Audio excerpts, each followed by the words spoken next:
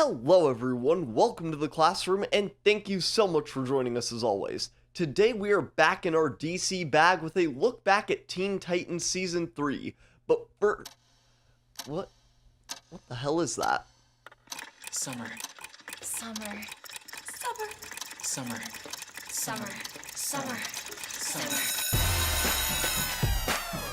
Don't worry y'all, the casual classroom will be having summer school, y'all need it. New series, returning series, at least one God I love. Maybe we'll go way back and do a closet cosplay or a fighting game video, but we'll be kicking off with one of the most beloved DC properties of all time. I know I basically just did that same edit in my first Teen Titans video, but it's too fun. I'm sorry. I talked about the first two seasons of the show, essentially the Judas contract plotline, in my first video on Teen Titans a couple months ago. Teen Titans has been the DC animated series I've been covering as of late, but I've also been watching Brave and the Bold through, and I think I'm about to rewatch Doom Patrol. So obviously, the next superhero series I'll be talking about will be My Hero Academia. Season 7 just started and I miss my little child soldiers, but today the topic is still... Teen Titans! God, I love doing that. Teen Titans Seasons 1 and 2 are an awesome double feature of Slade Titans stories with plenty of fun episodes mixed in. Date with Destiny is probably my favorite solo episode of the show so far. It's perfect. And only a few episodes really bring down the average. It's like reverse Chex Mix or a pizza with a little too much mustard, or a bag of trail mix someone took one massive shit in. That shit being Mad Mod, of course. Season 3 doesn't do anything like crazy, but in a time where every new animated series has to be a mega impactful 8 to 15 episode epic, it's really cozy. God, X-Men was so cool. Do you guys want me to talk about that? I want to talk about that. Da-da-da-da-da-da. Da-da-da-da-da. And hey, like the original 92 X show, Teen Titans captured a whole generation of young and eventually older viewers. Season 3 brings back old foes, allies, and refocuses the entire season around who may now be my favorite Titan. When there's trouble, you know what to do. Call Cyborg. He can shoot a rocket from his shoe. 'Cause he's Cyborg. Doodle, something like that. Oh yeah. Na, big fluffy cat, that's right. God, I love being included. Immediately you can tell how much Season 3 wants to improve on the very few weak elements the show had. While the action has reached high highs, like when the story is really working, Terra going Super Saiyan is still so cool, a lot of the other fight scenes kinda feel like filler. Season 3 immediately wins over anyone with joy in their beating heart in a fight against the Hive 5-2. Hive was already a fun recurring antagonist in the first two seasons. It's very important to have your antagonist reflect aspects of your protagonist in some ways, and the Titans are a degenerate group of teens living together in sin, in that awful, likely drug-infested tea. And that's just how Shane sees it. So, the Titans wonderfully contrast the academy of well-behaved youngsters at Hive, all led by the graceful tutelage of Brother Blood. However, the students of Hive, like how our dropout Titans have a life outside of their tea, have one outside of their admittedly slightly evil academy. Raven is a book-taught gooner, Robin has a mental break, and we now know that the G in GOAT not only stands for Gizmo, but for gamer. Look out, you shoe-licking gunk stains!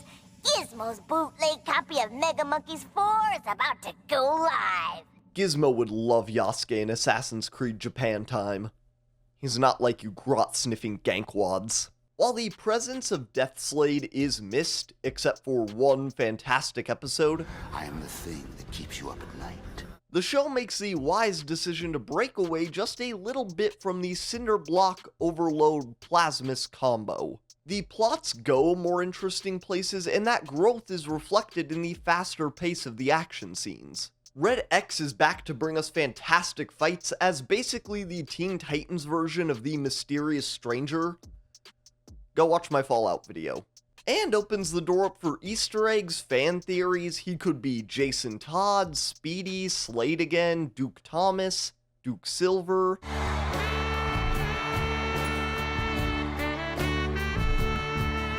The show evolves in the type of solo episodes it gives the Titans as well. Starfire has what at first seems like a really basic arranged marriage plotline, but turns into a really sweet story about her and her adoptive Knorfka, which is kinda like saying ATM machine or PIN number or credit card number. Hey, and speaking of which, what is yours? This is also a good time to mention that I now have a memberships tier. It's called the Door Price. You get exclusive videos. It'll say that you're a member when you comment. It's only $2.99 a month, and I'm a very kind young man.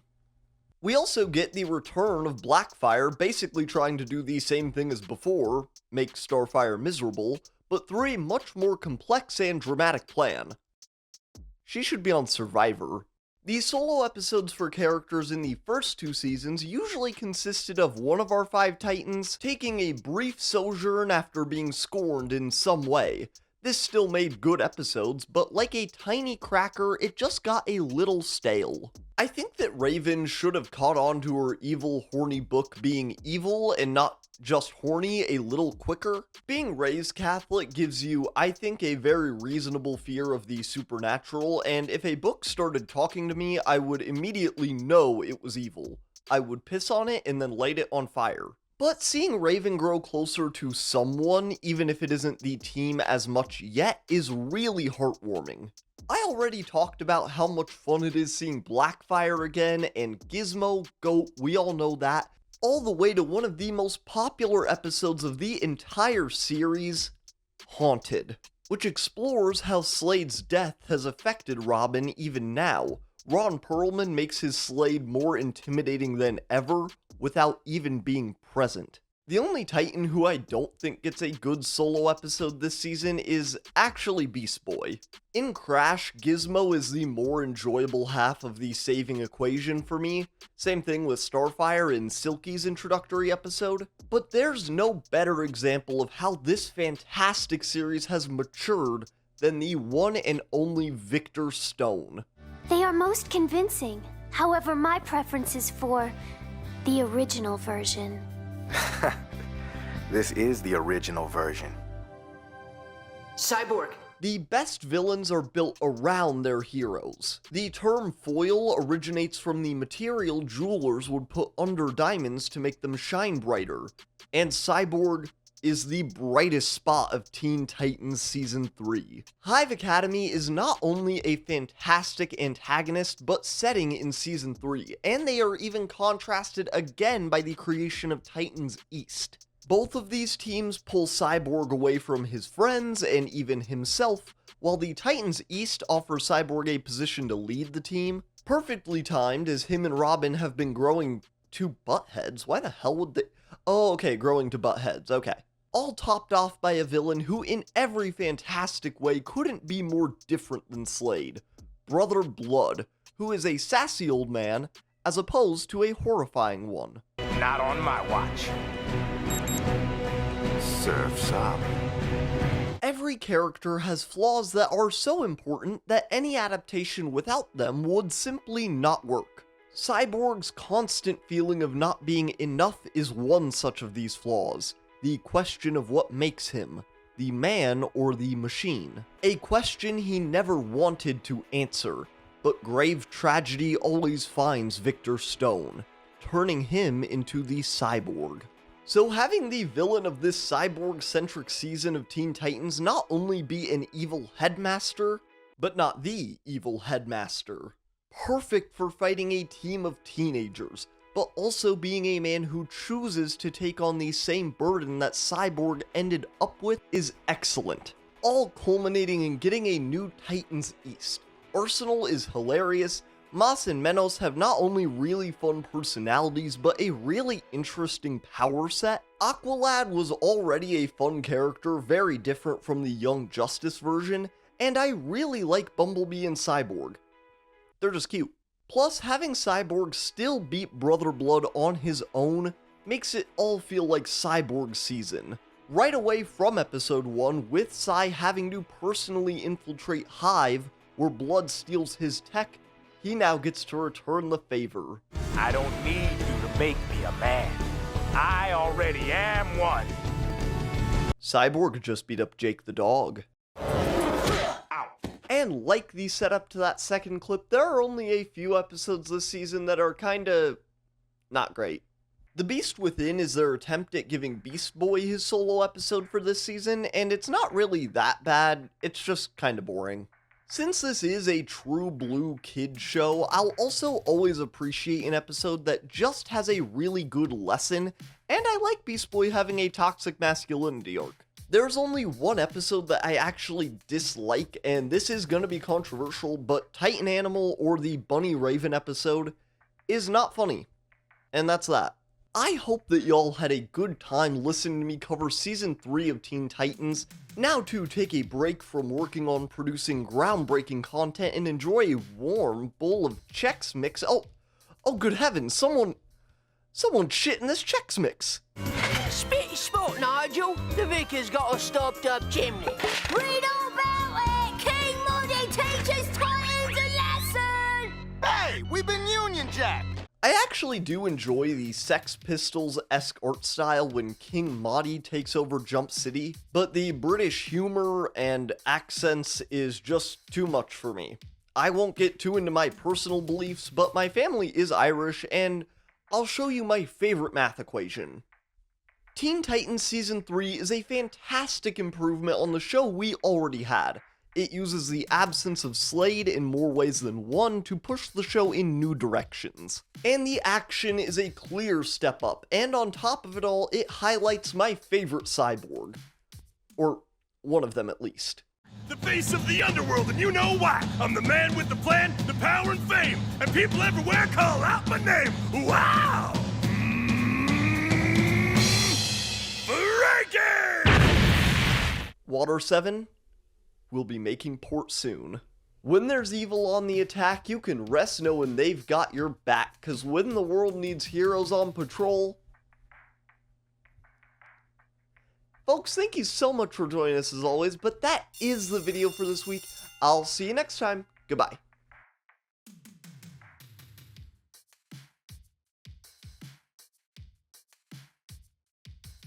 Hey everyone, thank you so much for watching that video. If you made it to this point, a special double thank you very much. Yeah, this season is really good. I really like it, and I'm really excited to talk about more, like, stuff this summer. I'm very excited for a lot of my content that I have coming up. But what I have to show off for my collection this week is, it's super random. It's literally just the stuffed power that I got my girlfriend, like, a while ago.